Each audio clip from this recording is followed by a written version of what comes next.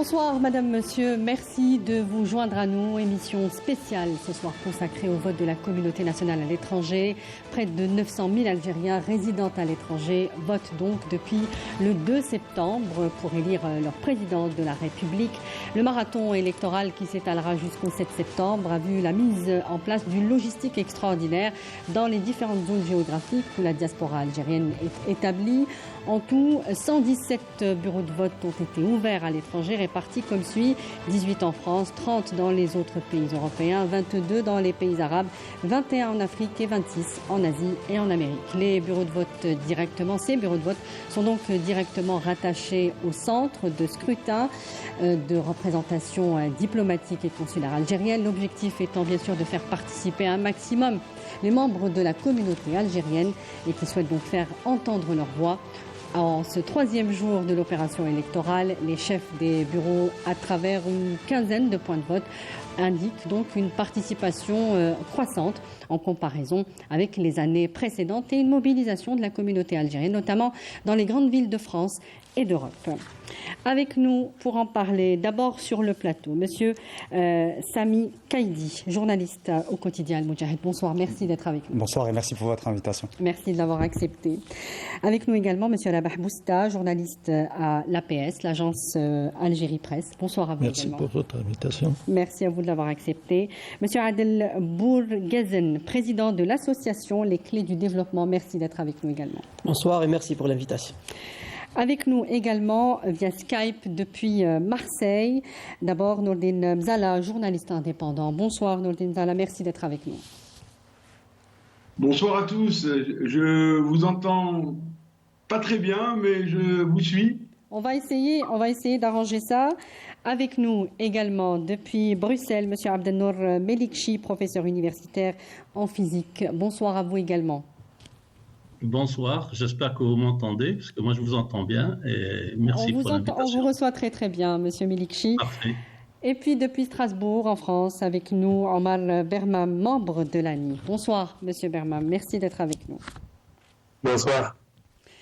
Et on va commencer avec un résumé du déroulé, tout simplement, de cette troisième journée des opérations de vote en France. Avec le résumé est signé justement par notre correspondante sur place, Afia Blanchette.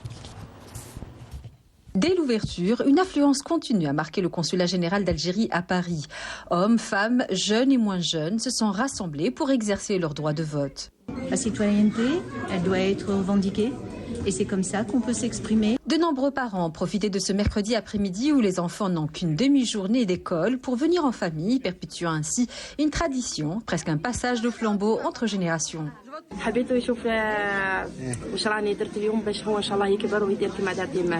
Les jeunes étudiants, eux aussi, ont mis à profit cet après-midi libre pour accomplir leur devoir électoral. On se sent utile. Et il ne faut pas oublier que nous, on peut voter. On n'est pas obligé de voter, mais on a la chance de pouvoir voter. Et donc, je pense que c'est pour ça qu'il faut y réfléchir, prendre ça à cœur. Plus au sud, à Marseille, ville emblématique, l'ouverture des bureaux de vote dans les quartiers nord a rencontré un franc succès, attirant même la curiosité de nombreux habitants de ces quartiers, souvent perçus comme marginalisés en France. Ici, les femmes étaient en première ligne. J'encourage toute la communauté algérienne, tous mes compatriotes algériens, que ce soit à l'étranger ou en Algérie, d'aller voter, d'aller porter leur voix. Bientôt, on est algérien dans le sang. J'espère que les Algériens habitant en Algérie suivent notre exemple.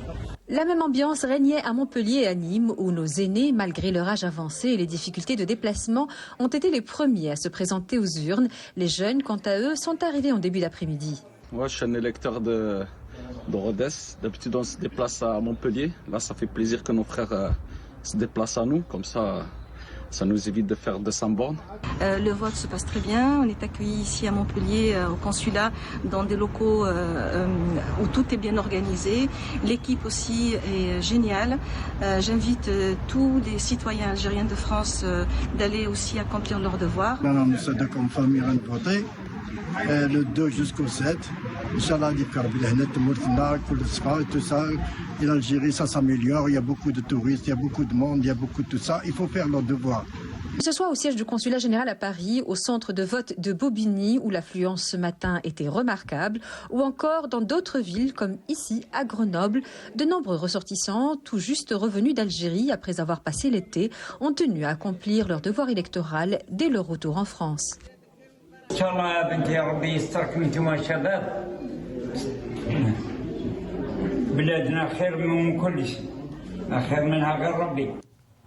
Et on retrouve Afef Belhouchet à Paris, qui s'est rendu, vous l'avez vu, dans plusieurs villes françaises, notamment dans la zone électorale du Nord, où il y a donc la présence d'une forte communauté algérienne. Les centres de vote, d'ailleurs, ont dû procéder au prolongement donc, des heures de fermeture. Afef Belhouchet.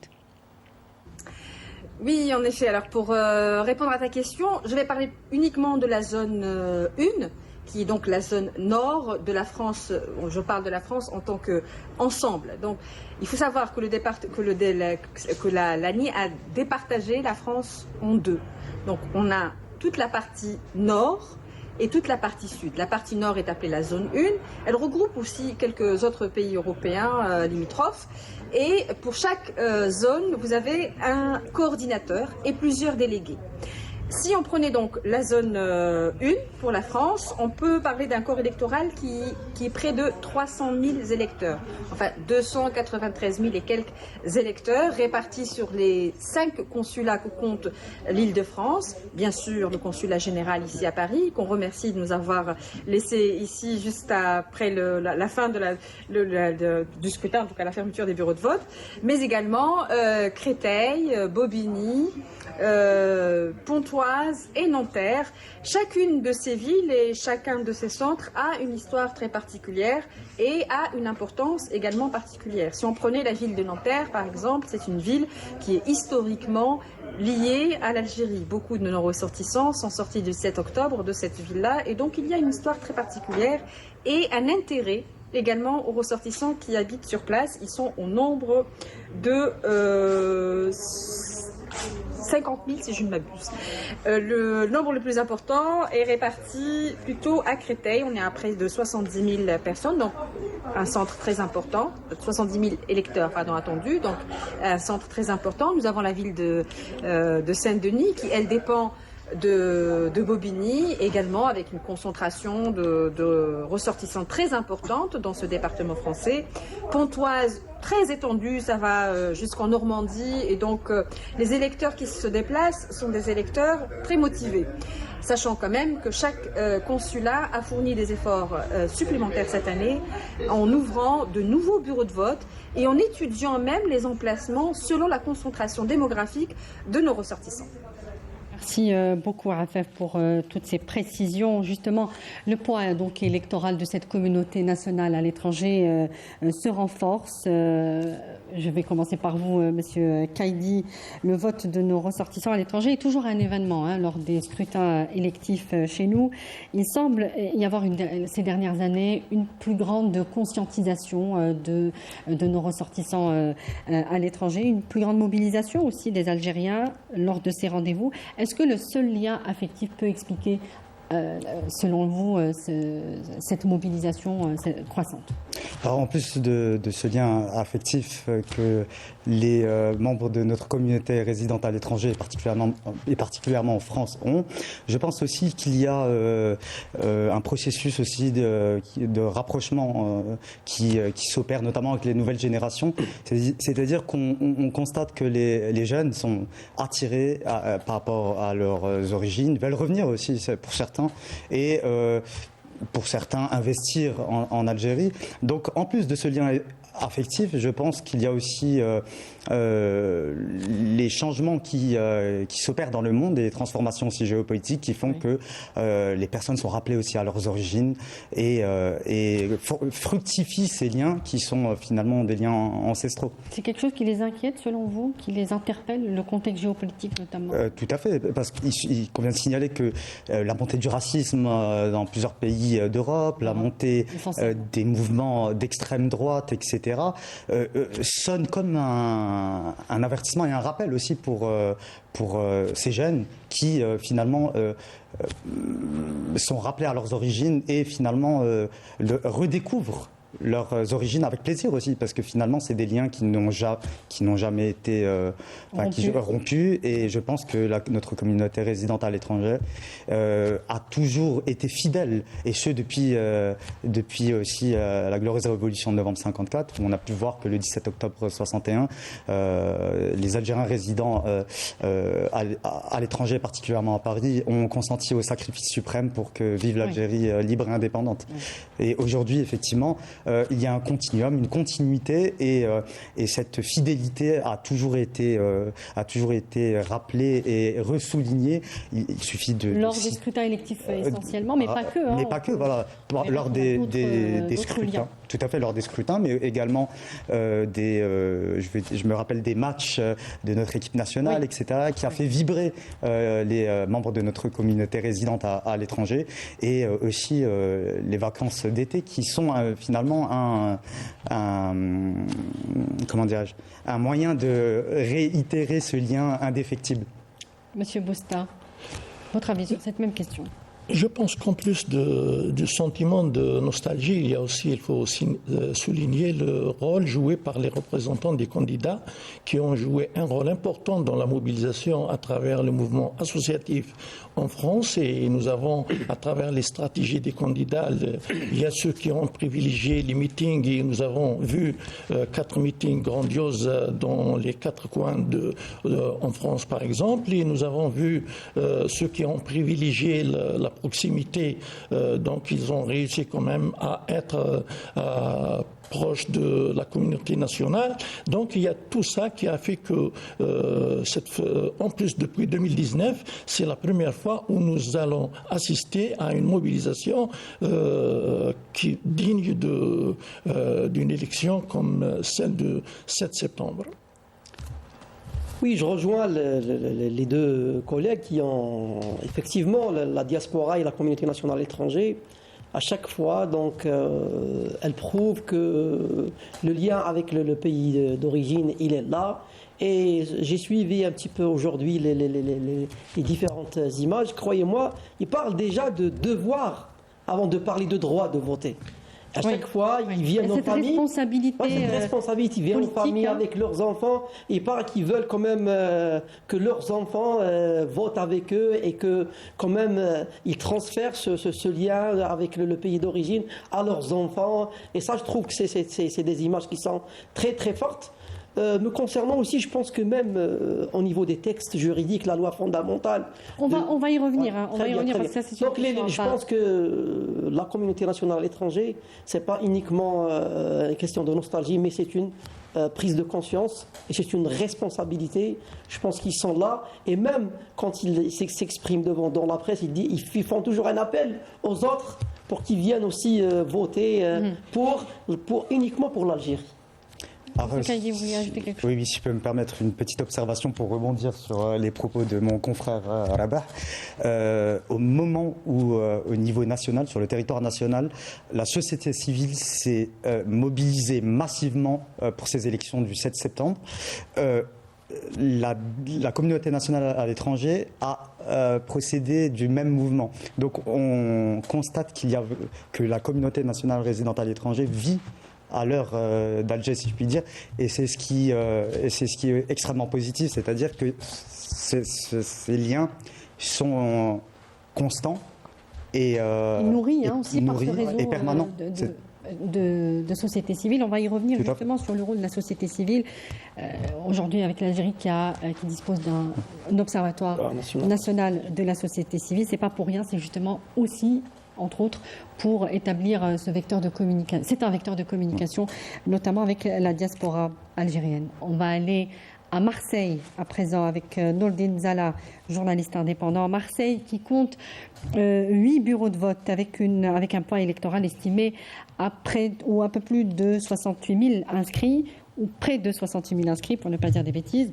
On parle d'une mobilisation, là aussi, croissante pour une opération qui va durer 6 jours pour les Algériens basés à l'étranger. Donc, Inzala, si vous nous entendez correctement, comment s'est passée cette troisième journée des opérations de vote? Oui, rebonsoir, je vous entends beaucoup mieux et j'espère que c'est mutuel. Oui. Donc, moi, je serai dans l'observation aujourd'hui.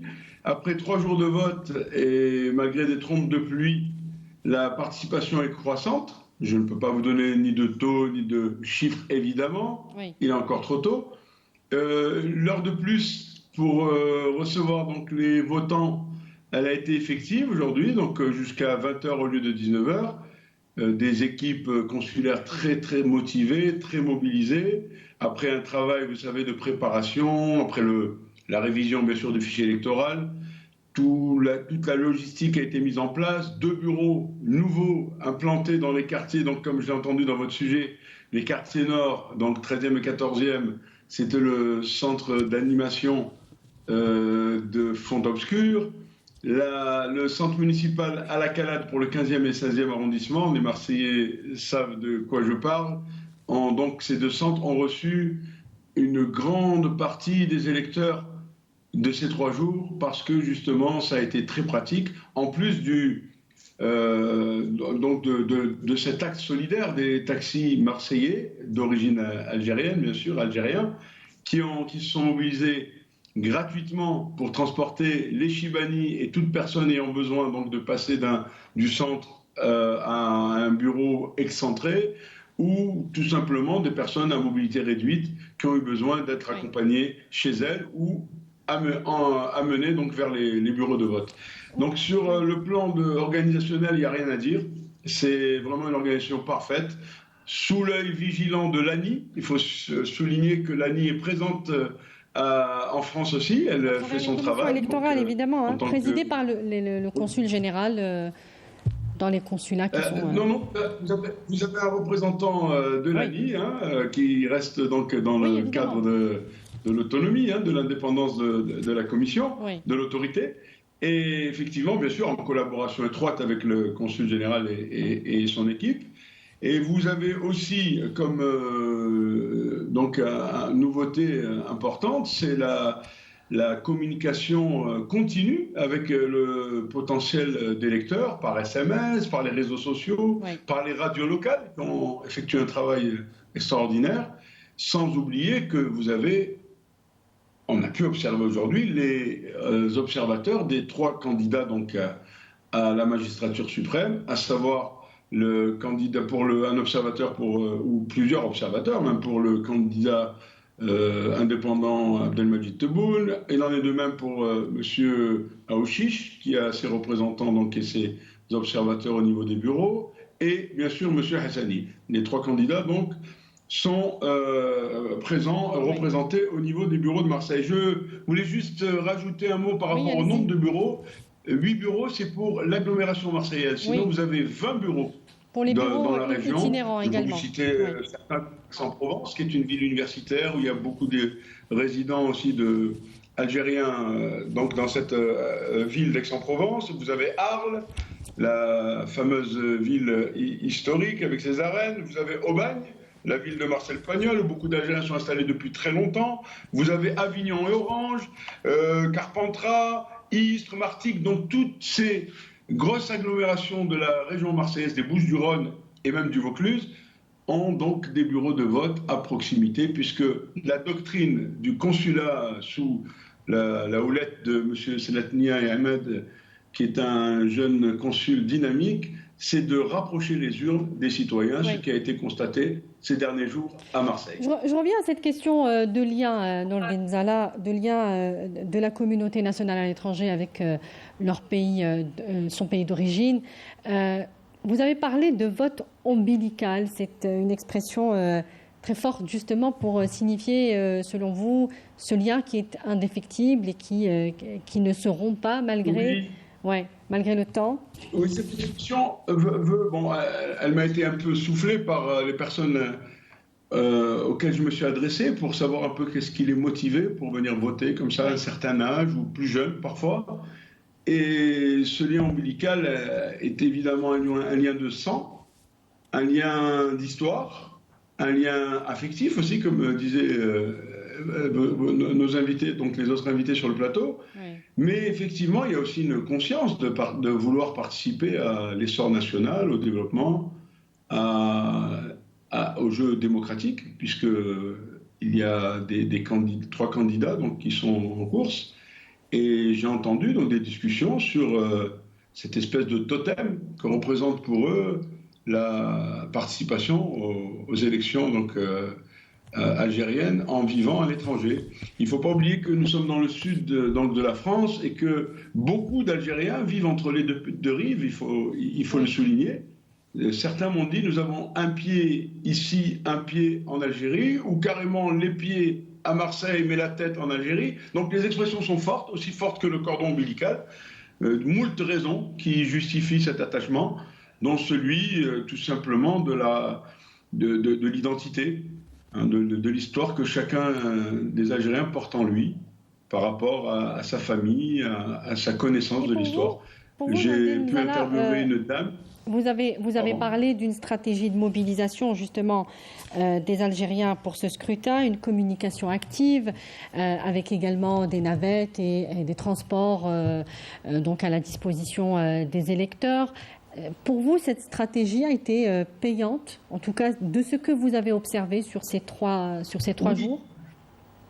Doublement payante parce qu'elle s'est faite à la fois sur le plan matériel mais symbolique aussi, puisque vous avez des Algériens, donc taxis en France, hein, chauffeurs de taxi ou taxieurs comme nous disons chez nous, qui se sont mobilisés gratuitement pour assurer le transport. Donc vous avez un double gain.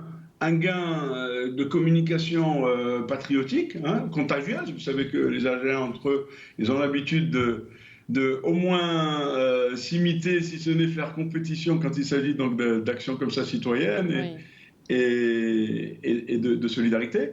Et vous avez aussi le bénéfice justement de pouvoir transporter les personnes, les électeurs, donc de chez eux vers les bureaux de vote ou du centre vers les nouveaux bureaux de vote. Voilà. Très bien. Vous restez avec nous, Nordine Zala. On revient sur le plateau.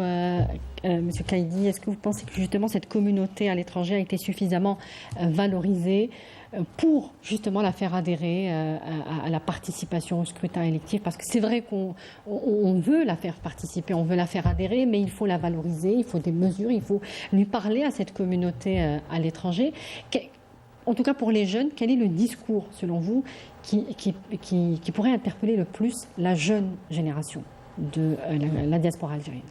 Moi, je constate que ces dernières années, la communauté nationale résidente à l'étranger est revenue au cœur aussi des discours des pouvoirs publics, notamment avec l'instauration de plusieurs mesures, dont aussi le fait que les membres de cette communauté ont le droit à prétendre à une retraite pleine et entière en Algérie, mais d'autres mesures aussi. On a pu le voir lors du Covid, où des mesures ont été prises pour pouvoir protéger aussi cette communauté, lui assurer aussi un suivi constant et lui permettre aussi de revenir en Algérie dans le cadre aussi pour ceux qui étaient bloqués, tout à fait, pour ceux qui étaient bloqués dans le cadre de rapatriement aussi, en coordination avec le pavillon national Air Algérie, etc.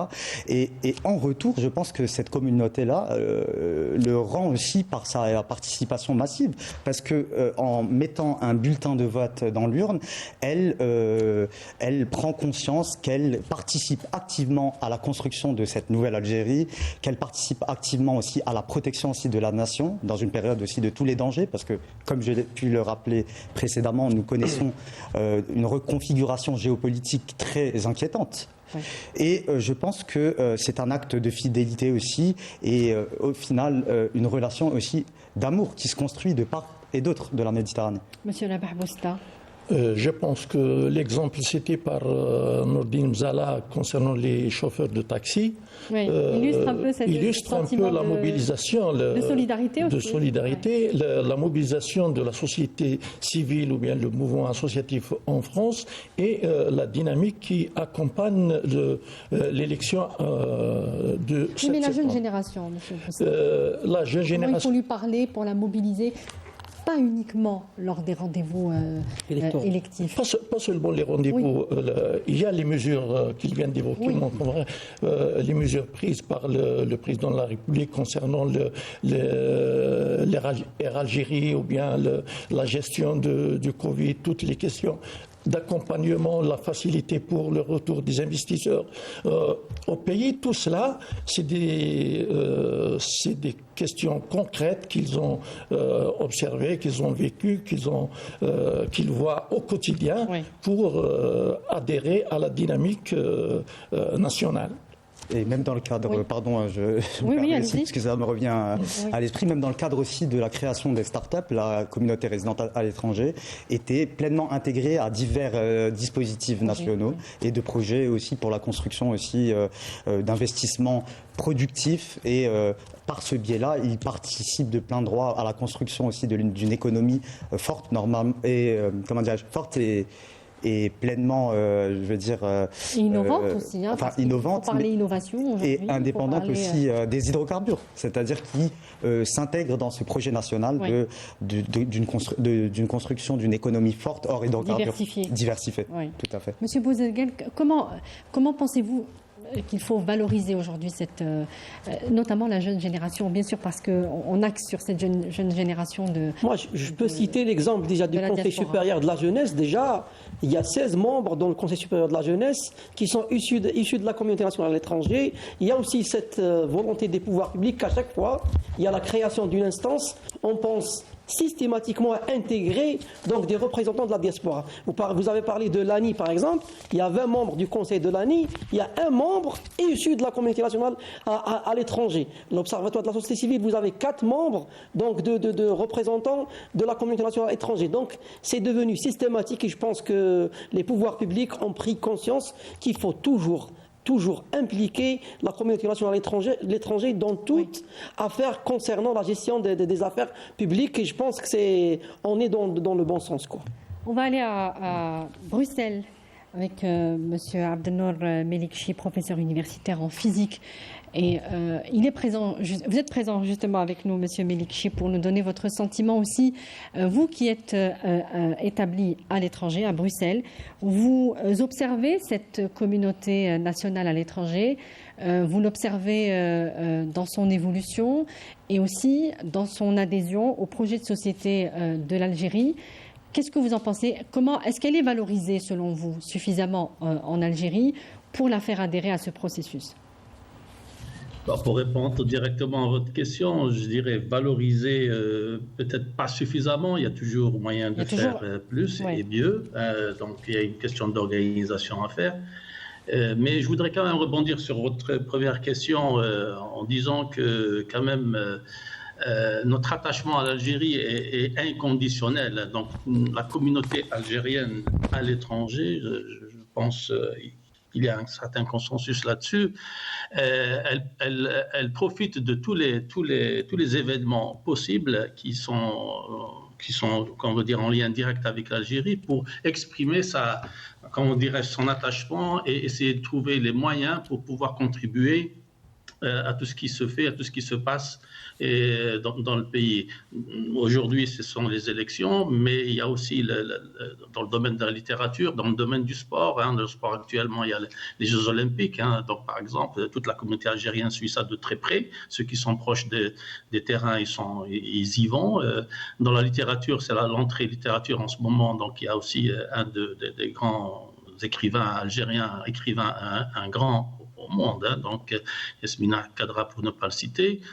Il est en train de faire une tournée à travers l'Europe, donc il fait la promotion de ses livres, mais en même temps il valorise beaucoup notre pays.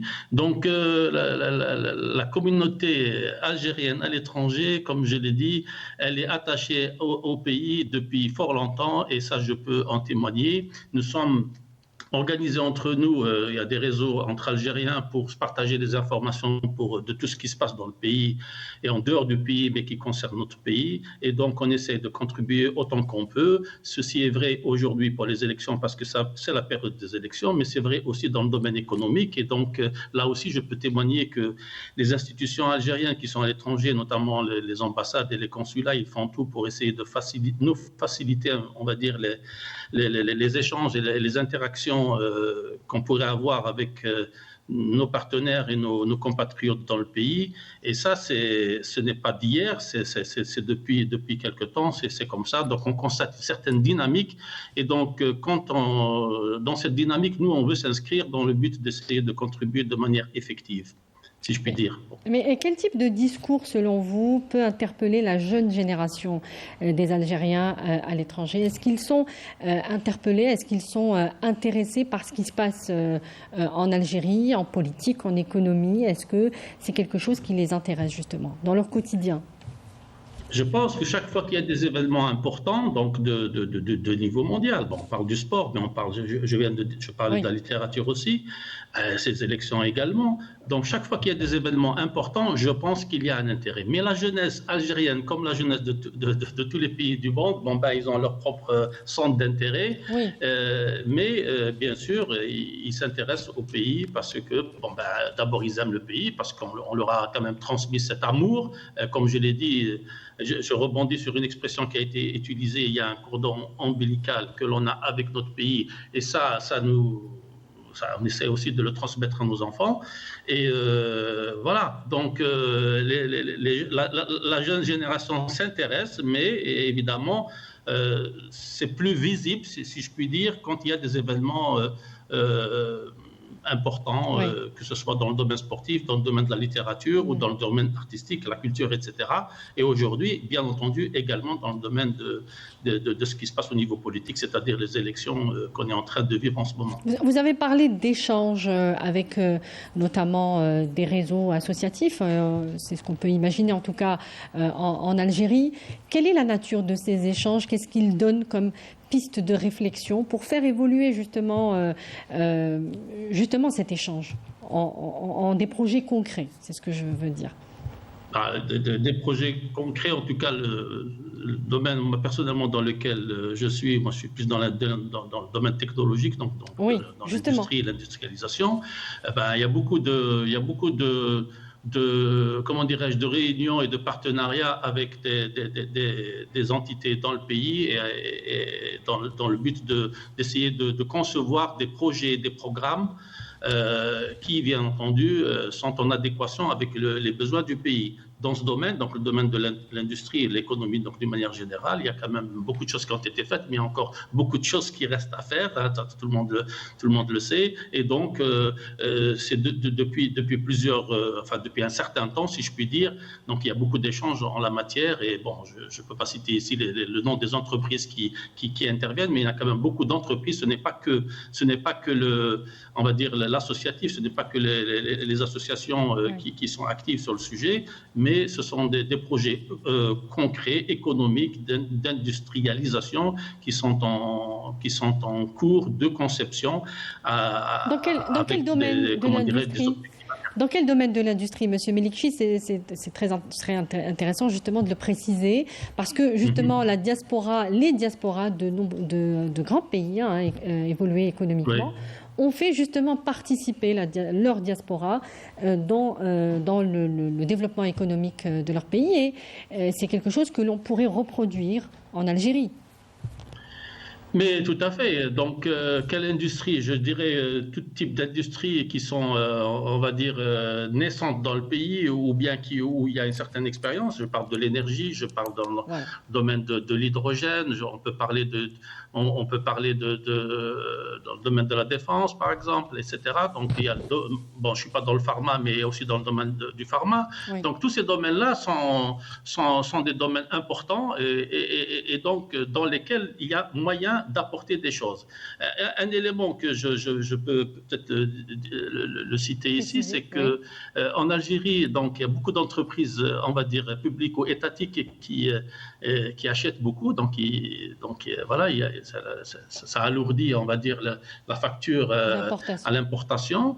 Et un élément que nous trouvons qui est un petit peu manquant, c'est le transfert de technologie, par exemple. Ça, c'est un aspect qui doit être dans les contrats, on trouve qu'il n'y est pas suffisamment. Parfois, il y est, mais c'est juste une coquille vide.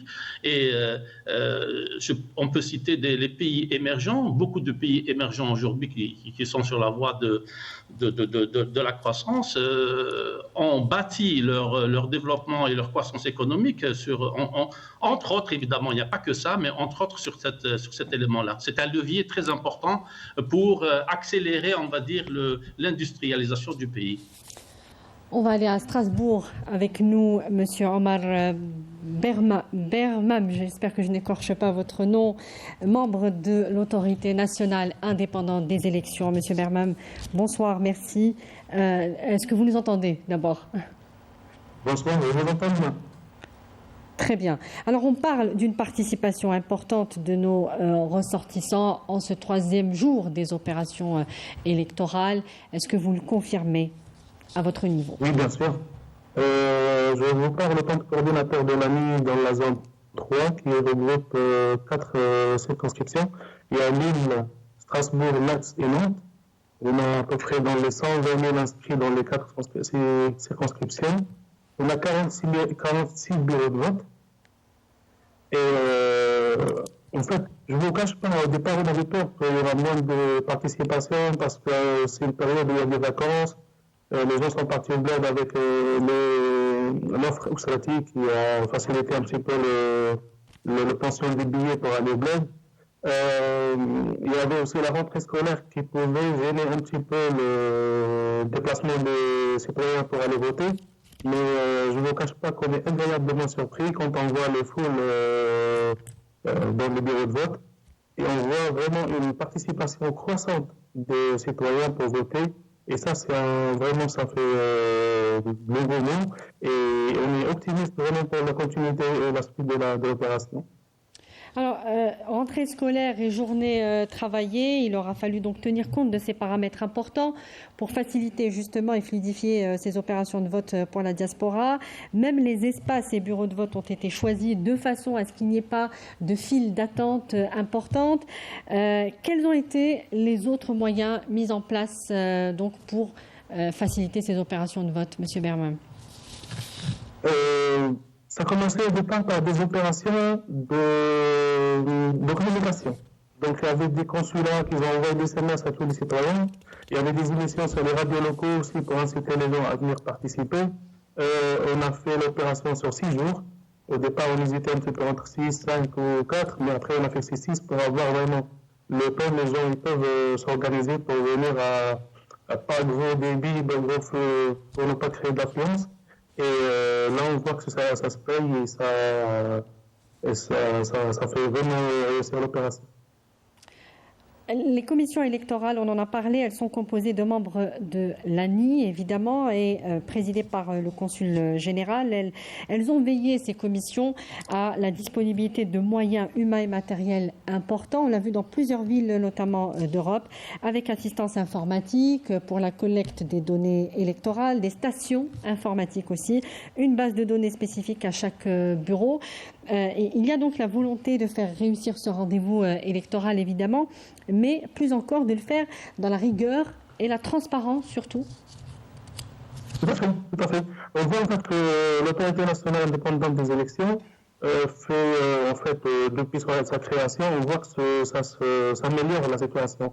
Et on voit aussi cette année qu'avec des moyens vraiment intéressants qui étaient mis en place pour la réussite, humainement, matériellement, et même au niveau des qualités, parce qu'on voit que l'encadrement des bureaux était basé sur une personnel de l'administration consulaire qui avait l'habitude, avait l'expérience, et il y avait surtout le bon contact avec les citoyens, parce que ça c'est en relation aussi avec l'accueil des publics dans les consulats hors des périodes des élections, où les gens vraiment sont prêts de favoriser le bon contact avec les citoyens.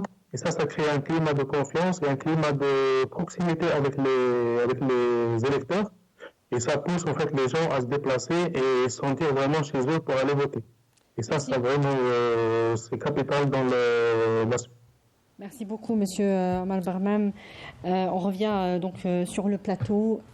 J'aimerais vous poser la question sur l'intérêt. On a parlé de l'intérêt en général de la communauté nationale à l'étranger en direction de leur pays d'origine, mais l'intérêt par rapport à la chose politique.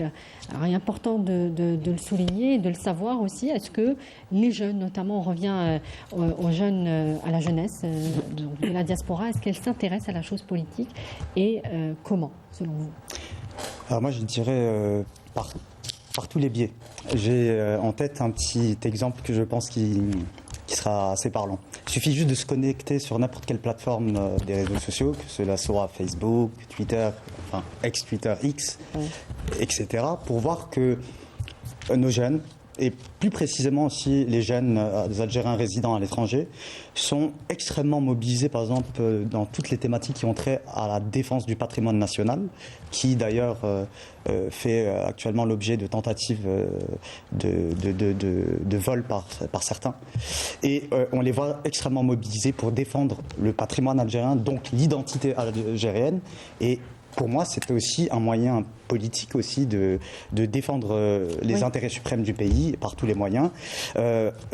Très récemment, j'ai suivi, d'ailleurs je tiens à les saluer, les membres de notre communauté résidente en Chine, et lors d'un séjour en République populaire de Chine, où j'ai procédé à plusieurs couvertures dans des universités prestigieuses, et j'ai suivi nos étudiants qui ne lésinent sur aucun moyen pour faire connaître la culture algérienne, la civilisation algérienne, et réussissent avec brio à défendre le soft power algérien. Donc oui, nos jeunes se mobilisent, sont politisés, il y a une conscientisation, et ils ne lésinent sur aucun moyen pour défendre les intérêts de l'Algérie, notamment via le patrimoine qui n'est pas rien. C'est la pierre angulaire de l'identité nationale. Tout à fait. Monsieur Boustin.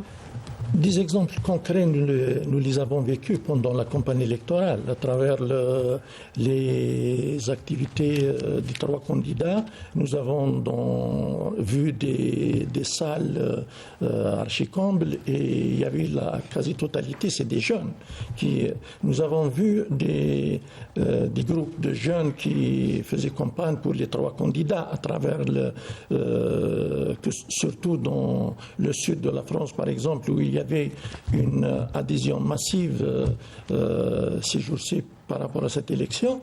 Donc, il y a des actes concrets qui traduisent cette adhésion de la jeunesse. Et le deuxième exemple que je peux évoquer c'est la participation lors des élections. Il n'y a que des jeunes moins de 40 ans qui participent pour que ce soit la députation ou toutes les opportunités offertes pour la communauté nationale à l'étranger. Donc, il y a effectivement un intérêt concret, même si dans l'ensemble, soit il y a une catégorie qui n'adhère pas ou qui a des propositions autres, mais l'intérêt est lié. Monsieur Bruxelles. Sur cette question, je pense qu'on ne peut pas parler des jeunes de la diaspora ou des jeunes ici en Algérie. Je pense que cette question-là doit être abordée dans un contexte, parce qu'il faut parler de l'opération électorale durant les échéances précédentes avant 2019. Il y a cette histoire de confiance, et les jeunes, les citoyens, les électeurs en général ont perdu un peu confiance dans l'opération électorale, mais on constate que ces dernières années, avec l'instauration de l'ANI, avec le nouveau code électoral, avec les élections précédentes, là on affiche vraiment, il y a de la transparence, il y a ce qu'on appelle la moralisation de la vie politique. Je pense qu'il y a ce retour. Et je pense qu'on est dans le bon sens. Moi, personnellement, je suis optimiste. Ça commence, on parle des électeurs en général, mais surtout pour les jeunes. Croyez-moi que même en termes de culture de vote, on a constaté que les jeunes il y a des jeunes qui ne savaient même pas qu'il faut s'inscrire d'abord sur la liste électorale, une opération réglementaire qui n'est pas ouverte pendant toute l'année, c'est uniquement 15 jours à l'occasion de la convocation du recours électoral ou bien un mois au dernier trimestre. Donc si le jeune ne s'inscrit pas sur une liste électorale, il ne peut pas voter le jour J, même s'il décide de le faire. Et donc on s'est rapproché des jeunes pour leur expliquer un petit peu cette mesure juridique. Donc, et les jeunes, il y a des jeunes qui ne savaient pas qu'il faut s'inscrire sur une liste électorale. Mais je pense qu'on est dans le bon sens, donc il faut qu'on continue. Donc c'est un début, vous voulez dire, un retour de confiance. Exactement, retour de confiance. Donc les citoyens et les jeunes en particulier, avec la chose politique. Les jeunes de la diaspora, bien évidemment. Oui, les jeunes, ici en Algérie et de la diaspora. Surtout parce qu'on ne peut pas séparer les deux, parce qu'il y a les jeunes en France ont des cousins qui sont mais en on pourrait croire que les jeunes de la diaspora ne sont pas très intéressés par ce qui se passe en politique, dans l'univers politique. Mais je pense que même pour ça, c'est une tendance mondiale. Là, les jeunes, même au niveau international, il y a quand même une régression, mais je pense que ce n'est pas uniquement un phénomène propre à l'Algérie, mais je pense qu'en Algérie, il y a un début, je suis optimiste et je pense qu'on doit continuer avec la diaspora. Effectivement, on doit quand même communiquer plus, vulgariser plus et surtout les organisations de la société civile ici en Algérie et même en France doivent jouer leur rôle dans ce sens. Oui, c'est important ce que vous dites parce que justement, il y a cet appel à la société civile de jouer un plus grand rôle dans l'encadrement des initiatives et des activités tout simplement politiques initiées par la diaspora algérienne. Croyez-moi, moi personnellement, j'ai plus de 25 ans dans le domaine de la société civile. C'est la première fois que je constate que les organisations de la société civile ont investi le terrain et ils ont pris quand même la responsabilité de cette histoire de sensibiliser sur la culture de vote et de vulgariser au maximum auprès des citoyens et des jeunes en particulier pour un petit peu leur expliquer l'importance. Parce qu'il y a des jeunes qui ne voient pas l'intérêt, surtout les élections présidentielles. On va élire le premier responsable. On est dans un régime semi-présidentiel, premier magistrat du pays, et même cette histoire de taux de participation. Parce que l'enjeu, il faut qu'après le 7 septembre, quel qu'il soit le nouveau président, il faut qu'il soit élu avec un taux de participation qui soit quand même fort pour que ce président-là puisse quand même affronter les défis extérieurs aussi, il faut le souligner. Surtout extérieurs. On va aller à Montréal avec notre envoyé spécial sur place qui va nous décrire l'ambiance qui a prévalu en cette troisième journée des opérations de vote. Wahiba Hamzal. Bonsoir. Effectivement, nous sommes ici à Montréal, nous sommes au Canada où ensemble l'élection présidentielle algérienne résonne jusque-là, jusqu'au Canada. La diaspora algérienne répond présente dans cet événement historique. Pour plus de détails, nous avons avec nous Monsieur Mohamed El Hadi Benadji, donc lui le délégué de l'autorité nationale indépendante des élections, circonscription électorale Montréal. Monsieur Benadji, bonsoir. Bonsoir. Donc, pouvez-vous nous mettre dans l'ambiance, comment ça se déroule ici, les élections présidentielles, ici dans les 4 bureaux au consulat général de Montréal? Comme vous pouvez le constater, nous sommes au 3e jour des élections et l'opération électorale se déroule dans des conditions correctes, avec la présence des observateurs et avec l'étroite collaboration des représentants des candidats aux élections. Oui. Donc le nombre des observateurs, des délégués qui représentent les 3 candidats sont 12 observateurs? Effectivement, on a une douzaine d'observateurs qui sont dans les 4, au niveau des 4 bureaux. Aux 4 bureaux de vote, oui. Ici au consulat général? Au consulat général, les 4 bureaux de vote présentement sont au niveau du consulat général. Et jusque-là, ça se passe bien. On remarque qu'il y a une forte coordination entre les membres du bureau de vote et ainsi de l'ANI. Effectivement, il y a une parfaite harmonie. Tout se passe très bien, y compris avec les observateurs, avec les représentants des candidats. il n'y a rien rien d'anormal, tout se passe très bien. Il faut juste souligner que ici au consulat général de Montréal, il y a 4 bureaux, mais il y a d'autres bureaux, Monsieur Benaji, qui ont été créés spécialement pour cet événement électoral. Non, effectivement, nous avons dans la circonscription électorale de Montréal, il y a 4 bureaux. Précédemment, il n'y avait que 2 bureaux. Cette année, on a rajouté 2 bureaux qui sont ouverts, un à Laval et l'autre à la ville de Québec. Et donc, entre le 2 et le 6, les 4 bureaux sont établis au siège du consulat. Et le 7, les bureaux vont être répartis à Laval, à Montréal et à Québec. Et comme vous avez constaté pendant que ces images se défilent sur Canal Algérie, donc on s'est déplacé aussi au bureau de vote d'Ottawa, ainsi qu'il y aura un autre bureau qui va ouvrir ses portes le samedi prochain à Toronto. Donc l'événement continue jusqu'au 7 septembre. D'ici, de Montréal, Wahiba Hamzal Bouaziz et l'équipe de Canal Algérie. Beaucoup Hiba Hamzal en direct donc de Montréal et qui couvre pour nous ces élections anticipées et le vote, les opérations de vote de la communauté à l'étranger au Canada. Je reviens à Nordine Mzala qui est avec nous depuis Marseille via Skype. Sur cette question donc de l'intérêt de la jeunesse de la diaspora algérienne à la chose politique en Algérie. Comment la faire adhérer un peu plus à cette question? Est-ce qu'il faut encadrer davantage les initiatives politiques, économiques aussi, qui peuvent émaner, qui peuvent prendre cours depuis d'autres capitales au sein de la diaspora algérienne? Est-ce qu'il faut les encadrer à travers notamment ce réseau de la société civile, selon vous? Oui, moi je crois que cette dynamique, elle a commencé. Beaucoup de jeunes Algériens pensent déjà à regagner le pays ou à carrément le découvrir, pour ceux qui n'ont pas grandi ni connu l'Algérie avant, à part bien sûr pendant les vacances pour beaucoup d'entre eux. Et c'est récurrent. Beaucoup de jeunes Algériens s'interrogent sur leur avenir possible dans le pays d'origine, leur pays des aïeux. Et ça se concrétise pour certains d'entre eux qui commencent déjà à monter des projets, comme vous le savez, comme tout le monde le sait.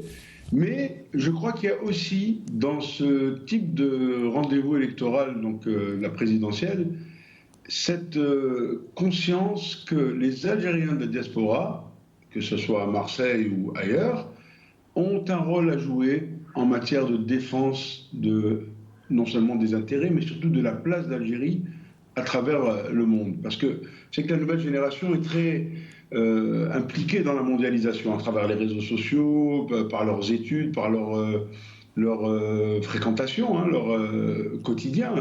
Les réseaux sociaux permettant de communiquer avec des personnes qui sont très éloignées, comme vous l'imaginez. Les Algériens ne communiquent pas qu'avec l'Algérie, ils sont à travers le monde, et la diaspora, entre elles aussi, entretient des liens. Je vais vous raconter une anecdote ce matin. Elle peut paraître un peu populiste, mais elle est réelle. Ce matin, lorsque je faisais mon travail au niveau du consulat de Marseille, à un moment donné, je me suis retrouvé assez tôt le matin au portail du consulat, et un pharmacien français qui habite le quartier est venu donc demander s'il n'y avait pas, un drapeau, un fanion, dont il avait besoin pour décorer sa pharmacie, son officine, nous expliquant qu'il avait fait ça avec d'autres drapeaux pour les Jeux Olympiques et que beaucoup de clients algériens, dont beaucoup de jeunes, lui demandaient pourquoi le drapeau algérien ne figurait pas parmi les drapeaux que ce pharmacien avait exposés. Cette anecdote nous a fait rire, j'étais pas seul, il y avait les agents de sécurité, les agents d'accueil qui ont entendu cette extraordinaire anecdote. Bien entendu, un petit drapeau lui a été promis, puisque c'était à l'ouverture. Hein. Et on s'est posé tous la question hein, sur le champ, comment, comme ça, de façon spontanée, des Algériens pouvaient dire à un pharmacien français « Hey, s'il te plaît, mets notre drapeau parmi ceux que tu as accrochés dans ta pharmacie », comme une revendication d'existence hein, de leur pays d'origine, puisque on imagine très bien que ces Algériens étaient des Marseillais, hein, de jeunes Marseillais certainement nés dans la cité phocéenne. Cette anecdote illustre un peu cette conscience politique, cet engagement politique en fait, pour l'Algérie au quotidien par des jeunes qui ne sont pas forcément dans le jeu politique au sens partisan ou débat sur les grands dossiers de l'heure. C'est une implication presque spontanée dans les affaires de géopolitique en quelque sorte, au bénéfice de leur pays d'origine, qui vient certainement d'une éducation, d'une connaissance de l'histoire, et qui peut se transformer au gré des événements personnels, hein, des intérêts aussi, parce qu'il y a quand même une motivation toujours parfois économique, familiale. Il y a parfois des jeunes Algériens qui ont évolué en France qui se lient à d'autres Algériens qui ont grandi en Algérie. Donc tous ces phénomènes, qui soient sociétaux ou économiques, pour être plus précis, engagent les Algériens de la diaspora dans la politique de leur pays, dans la transformation, dans le développement de leur pays, je pense, parfois sans réfléchir. C'est-à-dire, ce n'est même pas un calcul. Oui. C'est spontané. En fait, c'est un résultat, plus qu'un processus. C'est le résultat, justement, de la transmission. Et bien sûr, il y a aussi derrière ça toutes les ouvertures qui ont été faites en faveur de la diaspora. Pas toujours réussi, on le sait, c'est pas évident, mais toute cette, on va dire, panoplie hein, de facilités qui ont été procurées donc, à la communauté nationale, à travers la numérisation, à travers l'incroyable travail que font donc, les représentations consulaires, les chancelleries à travers le monde. Et parfois, c'est pas évident parce que vous savez que les Algériens sont de plus en plus nombreux. Donc à réclamer leur appartenance, à demander des documents, pas seulement des titres de voyage. Hein. Il y a des personnes qui viennent faire des procurations, qui viennent se renseigner sur le logement, l'accès au logement en Algérie, parfois avec toutes les formules qui existent, hein, que ce soit le LPP ou d'autres coopératives, etc. Donc cette dynamique qui a des aspects politiques me semble moi aujourd'hui être beaucoup plus une démarche dans le sens de l'appartenance vis-à-vis de la terre patrie, de la terre mère identitaire, ou de la patrie. Oui, vous m'entendez toujours? Oui, je disais une revendication identitaire qui est de plus en plus présente. Bon, mais presque un peu au niveau des relations internationales, c'est de la diplomatie. Les Algériens, quand on les écoute, les Algériens de la diaspora, ils sont un peu chacun des diplomates qui défendent l'image de leur pays d'abord, et surtout les intérêts, avec bien entendu le caractère qui est connu, parfois avec une certaine fierté qui étonne comme le pharmacien de ce matin, beaucoup de monde. Voilà. Alors, ce que je dirais. On va revenir à vous, Nordine Zala. J'aimerais qu'on fasse aussi un tour du côté du continent africain, parce qu'il y a évidemment une communauté dans différents pays, une communauté algérienne dans différents pays africains. Et l'Algérie a aussi déployé une logistique importante dans les pays africains où la communauté algérienne est présente et est basée. À Niamey, au Niger, comme à Pretoria, en Afrique du Sud, les Algériens ont aussi répondu présents pour accomplir leur devoir électoral. Le résumé de Yasmine Messaoudi. Les membres de la communauté algérienne établie au Niger ont répondu présents dès l'ouverture des bureaux de vote. Et pour faciliter leur participation au scrutin, 2 bureaux de vote ont été mis en place à l'ambassade d'Algérie à Niamey et 2 autres au consulat d'Algérie à Agadez. Moi, je suis fière en fait d'accomplir mon devoir citoyen. Donc, j'ai voté. Ça s'est bien passé dans le calme et la tranquillité. On est venu accomplir notre devoir de citoyen, le vote, et on est content de l'exercer et de choisir notre candidat dans de très bonnes conditions. 2 bureaux de vote itinérants ont également été déployés par l'ANI à Tawa et à Chintabaraden. Même ambiance à Pretoria où les membres de la communauté nationale établie en Afrique du Sud se sont rendus au bureau de vote installé au niveau de l'ambassade d'Algérie afin d'accomplir leur devoir électoral. Nous n'avons qu'un seul pays et il est de notre devoir de voter. Les Algériens établis à l'étranger démontrent leur attachement au pays en participant activement à l'élection présidentielle du 7 septembre prochain. Voilà pour l'ambiance donc électorale dans ces 2 pays africains, Afrique du Sud et Niamey. Monsieur Adel Bourgazen, vous avez évoqué tout à l'heure la nécessité peut-être de revoir les textes juridiques, notamment le système électoral, pour peut-être aussi accorder plus de visibilité, plus de représentativité à cette diaspora algérienne au niveau de nos institutions comme l'Assemblée populaire nationale, pour commencer. Oui, j'ai parlé de la loi fondamentale, déjà la Constitution, qui a dans son préambule parlé clairement que le peuple algérien veut de cette Constitution des institutions fondées sur la participation des citoyens, de la société civile, incluant la communauté algérienne à l'étranger. Ça a été dit clairement. La communauté nationale à l'étranger, elle est citée clairement dans la Constitution, dans le préambule. Ça veut dire que les pouvoirs publics aujourd'hui ont pris ont constitutionnalisé ce principe, et même le code électoral, il y a 321 articles, et à chaque fois.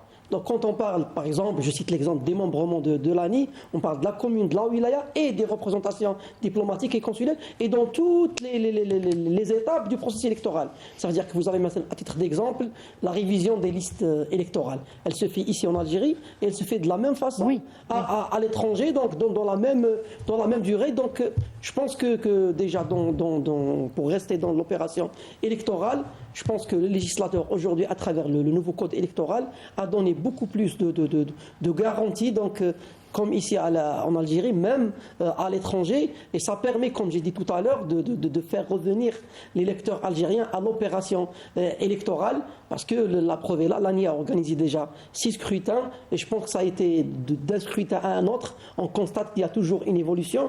Aujourd'hui, la synergie qui existe entre, par exemple, l'ANI et le ministère des Affaires étrangères dans l'organisation des élections à l'étranger, je pense que aujourd'hui on assiste à une organisation parfaite. Donc j'ai suivi tout à l'heure les témoignages des électeurs à travers la télévision. Donc tout le monde était content des conditions d'accueil, des moyens qui ont été mis. Et donc tout le monde est content et au contraire il fait juste encore un appel aux autres électeurs de venir je voulais juste insister sur les messages qui ont été quand même véhiculés par les électeurs à l'étranger. Ils parlent du développement du pays, ils parlent de la stabilité du pays, ils parlent de l'amour du pays, ils disent Tahia al-Jazair. Donc on sent à travers ces témoignages que la communauté nationale étrangère, elle tient vraiment au pays. C'est pas uniquement un lien affectif, mais c'est beaucoup plus une prise de conscience. Ils veulent vraiment participer à l'édification et au développement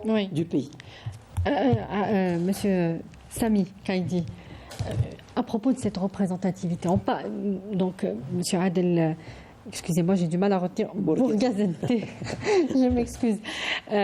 Pour les rendez-vous électoraux, il est important de donner ces droits et cette visibilité à la diaspora algérienne. Il est important de les faire participer, mais au-delà, on veut aller au-delà de ces rendez-vous électifs. Plus de représentativité, c'est une revendication de la diaspora elle-même. C'est une vieille revendication d'ailleurs des membres de la communauté à l'étranger qui veulent notamment être plus représentés à l'APN, à l'Assemblée populaire nationale. Faut-il, selon vous, aller jusqu'à réformer le système électoral pour ce faire? Ce que l'on peut dire dans un premier temps, c'est que la dernière réforme de la Constitution, adoptée par voie référendaire en 2020, intègre de nombreux articles qui renforcent la représentation de la communauté nationale résidente à l'étranger, notamment dans les, dans les institutions nationales, mais au-delà du fait que le droit de vote est voter est un droit et un devoir, c'est également un acquis. Dans la mesure où il existe un certain nombre de communautés résidentes à l'étranger qui n'ont pas le droit de voter ou qui, pour leur pays d'origine, alors que l'Algérie très rapidement et très tôt aussi a... Tout de suite, oui. Dès l'indépendance du pays, a pris en charge sa communauté en lui accordant ce droit et cet acquis qui est constitutionnalisé. Donc pour revenir à ma question sur la représentativité, est-ce qu'il faut répondre à cette revendication selon vous? Oui, je pense que proportionnellement aussi à cette communauté qui grossit, qui grandit. Actuellement, on a parlé de 900 000. 900 000, ça c'est pour le corps électoral. Voilà, pour le corps électoral. Pour la communauté immatriculée, on est en tout cas en France. Tout à fait. À 1 700 000. Proportionnellement aux personnes qui sont immatriculées, donc on pourrait intégrer donc aussi... logique. Il serait logique. Il y a actuellement 8 députés. Exactement. 8 députés, ce qui n'a pas évolué depuis 1997. Et pour plusieurs zones dans le monde, c'est-à-dire le reste du monde arabe, l'Europe et l'Amérique du Nord, donc, et plus particulièrement notre communauté résidente au Canada aussi. Monsieur Boustin, cette représentativité, est-ce qu'il faut qu'elle soit plus visible, plus importante? Et pour quelles raisons d'ailleurs? Pourquoi chercher qu'aujourd'hui, elle est plus ou moins visible, d'abord parce qu'il y a les 8 députés. Si on voit aujourd'hui un des 3 candidats, sa campagne électorale est menée par 2 députés de l'immigration dans la diaspora. Il y a donc le 8 par rapport à proportionnellement au nombre de sièges à l'Assemblée nationale. S'il y a lieu de revoir cette représentativité, pourquoi pas? Mais moi, je reviens sur la question de la prise de conscience de la communauté nationale à l'étranger. Je pense que ce n'est pas d'aujourd'hui. Si on revoit ce qui s'est passé soit le 17 octobre, ou bien on revient au Disney noir quand les fondements de la République étaient menacés et la réaction de la diaspora lors de l'élection présidentielle de 1995, ou bien à 2019, la réaction de la diaspora à côté du peuple algérien, à chaque fois quand l'Algérie fait appel au peuple algérien, la diaspora a toujours été partie prenante dans la cause nationale. Donc maintenant, comment traduire cette adhésion de la communauté nationale dans les textes fondateurs? Il y a un pas qui est fait. On a 8 députés qui représentent la diaspora dans l'Assemblée nationale. Pourquoi pas revoir la chose. On va aller plus loin encore dans cette représentativité. Monsieur Melikchi, sur cette même question de la représentativité institutionnelle, notamment au niveau de l'APN de notre diaspora. Oui, c'est une bonne question, bien sûr.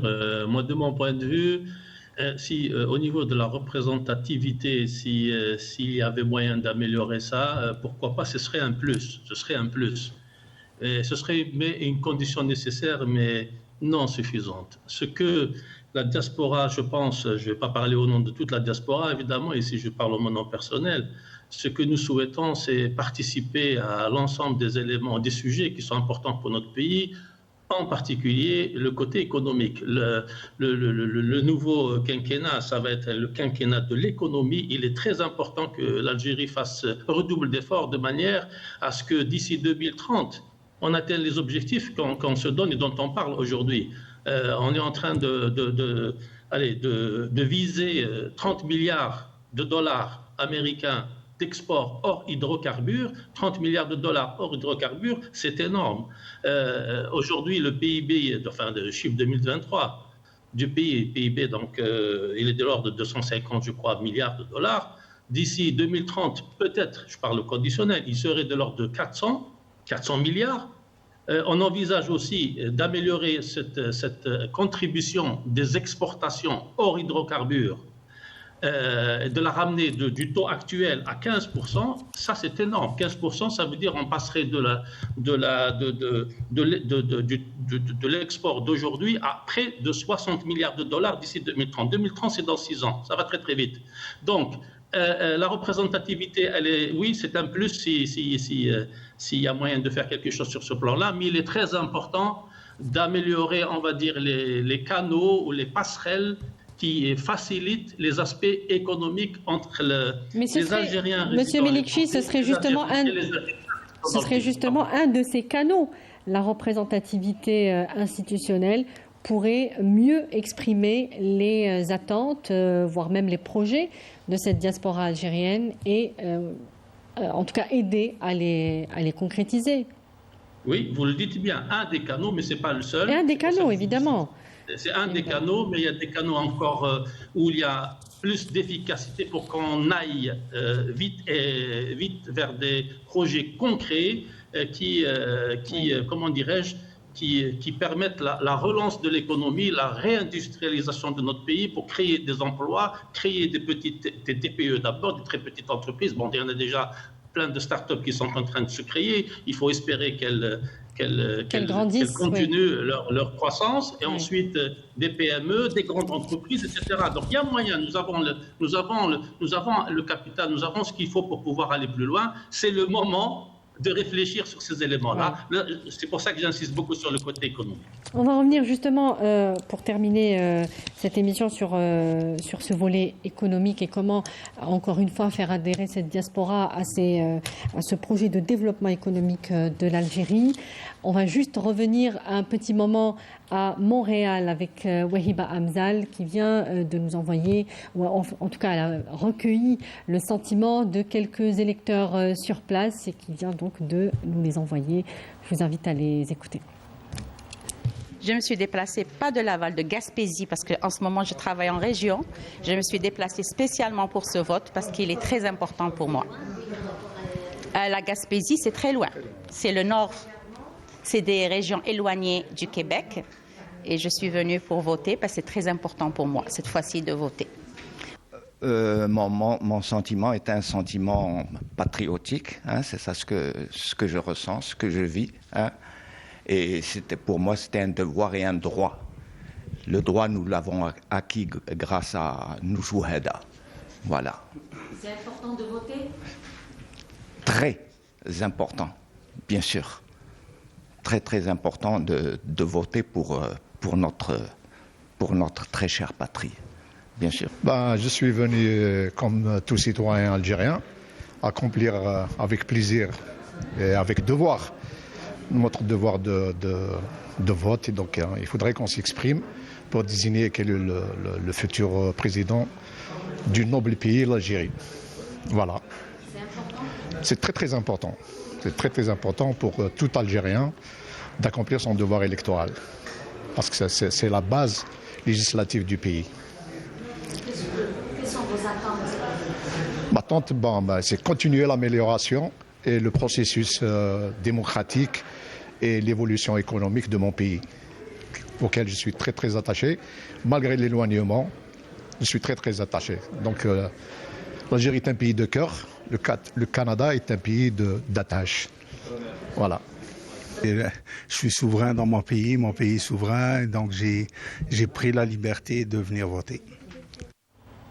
Voilà, donc quelques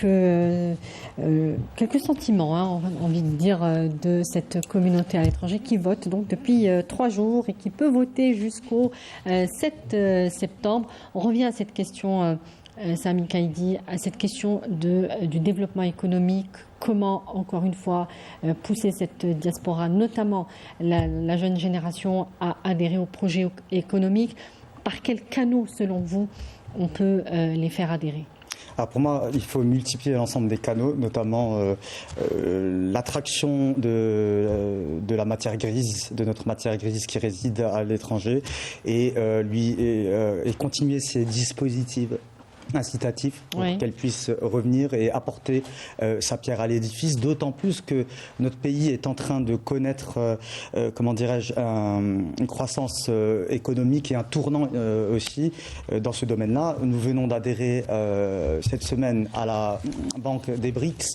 Notre pays connaît un taux de croissance appréciable, plus de 4% selon la Banque mondiale. Il y a des indicatifs économiques encourageants selon vous? Très encourageants, parce que aujourd'hui nous venons d'arracher notamment la 3e place sur le continent africain, 3e puissance africaine, et l'ensemble des indicateurs économiques nous permettent d'entrevoir un PIB avoisinant les 400 milliards de dollars d'ici 2027. Qu'est-ce que cela veut dire? Cela veut dire que notre pays passera dans la cour des grands, des pays émergents, c'est-à-dire que l'Algérie de demain sera une Algérie totalement sur une bonne dynamique, une Algérie qui aura aussi, qui sera...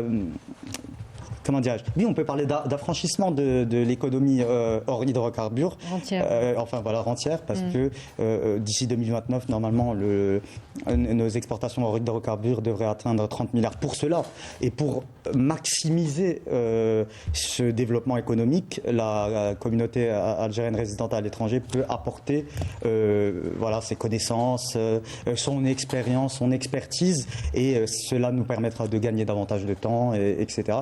Et il faut savoir que le combat pour le développement est aussi c'est un combat aussi contre le temps. Donc plus vite c'est mieux. Et donc l'ensemble des mécanismes doivent être utilisés, des leviers pour atteindre cet objectif. Monsieur Boustard. Des voix se lèvent, pas seulement en France, un peu partout dans le monde, parmi la communauté nationale, qui demandent de revenir investir en Algérie. Cependant, il y a des revendications. Il y a ceux qui revendiquent qui est ces assises, des assises de la communauté nationale à l'étranger pour discuter, pour concrétiser des projets.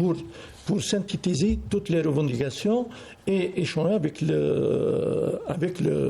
les officiels algériens, pourquoi pas avec le prochain président. Donc donner cette opportunité à la communauté de s'organiser et arrêter ces passerelles pour tous ces gens qui veulent revenir investir en Algérie. Moi, de mon côté, je pense qu'il faut numériser plus. Et il faut qu'il y ait moins d'entraves bureaucratiques, surtout au niveau décentralisé, parce que parfois, la volonté politique à haut niveau, elle existe, les lois sont là, mais au niveau des wilayas, des communes, ça ne suit pas. Et je pense que durant les 5 ans, je pense... Il faudra axer sur le projet, le chantier de numérisation. Oui, la numérisation, c'est elle qui va un petit peu faire barrage à la bureaucratie. Et je pense qu'aussi, il faut qu'il y ait moins de résistance au changement. Il faut que tous les acteurs de la vie économique, il faut qu'ils adhèrent à cette nouvelle approche pour un petit peu faire adhérer... Surtout qu'ils ont le savoir-faire. Exactement. Nolde Mzala, on terminera avec vous sur cette question du développement économique et du rôle de la diaspora algérienne dans ce processus. Oui, je crois que la question de l'apport de la diaspora au développement, à l'essor économique de l'Algérie est une question qui est liée au point faible justement de la communauté, qui est souvent donc pointé du doigt lors des débats, lors des rendez-vous, des grands rendez-vous qui rassemblent les compatriotes ici à l'étranger. C'est le problème de l'organisation. On dit souvent que l'Algérie pourrait être beaucoup plus forte si sa diaspora s'organisait un peu plus et un peu mieux. À chaque fois qu'elle s'est organisée, malheureusement dans des moments de crise, des moments douloureux, je reviendrai presque au tremblement du Schleuf, qu'on appelait Al-Asnam à l'époque, jusqu'au Covid. À chaque fois que la communauté donc, établie étrangère s'est mobilisée, elle a accompli des miracles en matière de solidarité, de réactivité, d'efficacité. On parle aussi du lobby algérien, qui pourrait être beaucoup plus fort, mais ça concerne la communauté elle-même. Vous savez que l'Algérie, l'État algérien est allergique à l'ingérence. Il ne saurait aller s'occuper d'organiser donc une communauté qui vit dans un pays tiers. Par contre, les Algériens œufs-mêmes, à l'étranger, le disent à chaque fois qu'ils se rencontrent, il faut mieux nous organiser. Et je crois que dans le défi, dans le challenge de participer à l'essor économique national, il faudra que ça se fasse aussi à un niveau collectif, à savoir définir le potentiel donc, de la diaspora dans différents secteurs et faire de sorte à transmettre clairement, concrètement, avec précision aux autorités donc, compétentes en Algérie le projet. Et je crois que l'Algérie est prête à accueillir cette communauté innovante, ambitieuse et entrepreneuse. Voilà, je crois que c'est juste une question d'organisation. Très bien. Bien entendu que la représentativité va aller de pair. Plus l'Algérien de l'étranger apportera sa pierre à l'édifice national, plus l'Algérie lui accordera naturellement une place plus importante, il n'y a aucun doute. Voilà, Merci beaucoup. mais je crois que... Oui. Voilà. Oui, vous pouvez terminer votre réflexion. L'organisation. Je l'entends souvent, la communauté nationale n'est pas assez organisée par rapport à son potentiel énorme. Voilà le mot de la fin. C'est sur quoi il faudra donc travailler plus sérieusement. Nordine Zala, je rappelle que vous étiez avec nous depuis Marseille, vous êtes journaliste indépendant. Merci d'avoir participé à ce débat. Monsieur, je remercie également Monsieur Omar Berman, même si le son n'était pas très bon, mais on a tout de même pu vous écouter et avoir votre réaction sur cette troisième journée des opérations de vote à l'étranger. Merci.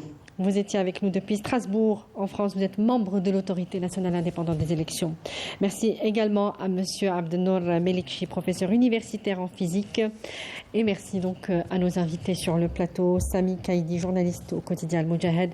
Rabah Bousta, journaliste à l'APS, Agence Algérie Presse, et à Adel Bourgazen, président de l'association Les Clés du Développement. Merci messieurs d'avoir été avec nous. Merci à vous de nous avoir suivis dans ce numéro spécial de Questions d'actu. Je vous souhaite une très belle suite de programmes et à bientôt.